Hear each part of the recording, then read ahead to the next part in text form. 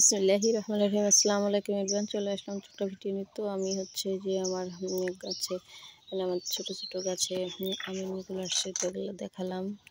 যে সকালবেলা পরিবেশটা বেশ অসাধারণ ছিল, তো ভাবলাম একটু শেয়ার করি। তো এখন দেখুন আমার গাছে কী কী ফুল ধরেছে। যে ফুলটা কী নাম আমি জানি না, দেখতে অসাধারণ মাশাআল্লাহ, এত সুন্দর দেখায়। তো এগুলাতে ফুল ধরে যে রক্তগাঁদা ফুল ধরেছে, আর এখানে ধরেছে নয়নতারা ফুল। আর দেখাবো চমৎকার আমার গোলাপের গাছে যে ফুলগুলো ধরেছে, অসাধারণ কালারগুলা, মানে হালকা গোলাপি কিছু আছে, সাদা, মানে মিক্সড। একটা গাছে অনেক রকম ফুল ধরে। তো দেখুন এই গোলাপটা এতটা সুন্দর, মানে মাশাআল্লাহ আলহামদুলিল্লাহ, অনেক অনেক সুন্দর দেখাচ্ছিল। তো ভাবলাম আপনাদেরকে দেখাই। তো এই যে দেখুন ফুলটা সুন্দরভাবে আমি দেখাচ্ছি আবারও, এই যে কত সুন্দর। তো এখন আমি হচ্ছে রমজানের স্পেশাল পেঁয়াজু করব। তো এটা হচ্ছে আমি দেখুন কালারটা অসাধারণ হয়েছে, আর খেতেও অসাধারণ হয়েছিল। তো এটা আমি গাজর দিয়ে করব, পেঁয়াজু বা পাকোড়া যাই বলেন। তো এখানে পেঁয়াজ আর গাজর লাগবে, আর কিছুই লাগবে না।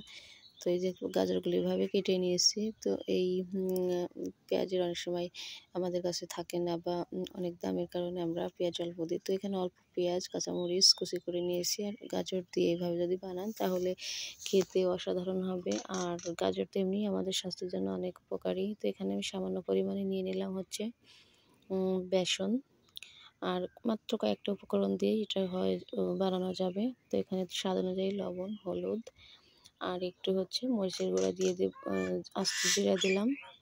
আর এখন দিয়ে দেবো সামান্য পরিমাণে হচ্ছে ধনিয়ার গুঁড়া, আর একটু হচ্ছে দেব ঝালের জন্য মরিচের গুঁড়া।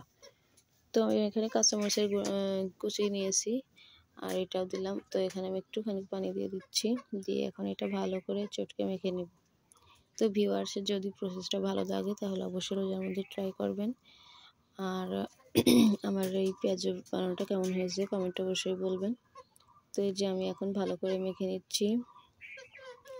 তো মেখে একটু সময় নিয়ে মেখে একটু কয়েক মিনিট রেখে দিলে মানে এর মধ্যে ভালো করে আমি মাখাই কিছুক্ষণ রেখে দিয়েছিলাম।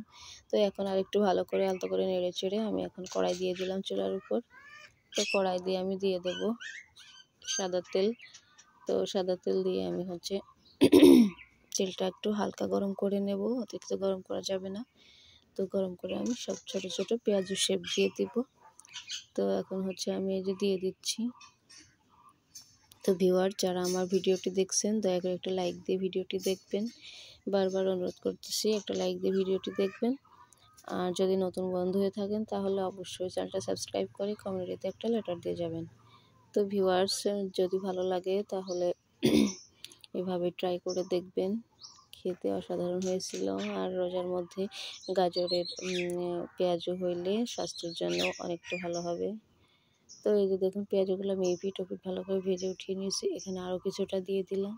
তো সবগুলো আমি হচ্ছে ভেজে নিয়েছি।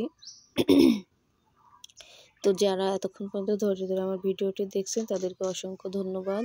আর আমি একটা কথা বলি, সবাই যদি আমরা সবার পাশে থাকি তাহলে সবাই একদিন ইনশাল্লাহ ভালোভাবেই উঠতে পারবো। তো দয়া করে সবাই সাথে থাকবেন। আমার পেঁয়াজগুলো মাশাআল্লাহ অনেক সুন্দর হয়েছে। আসসালামু আলাইকুম, আল্লাহ হাফেজ।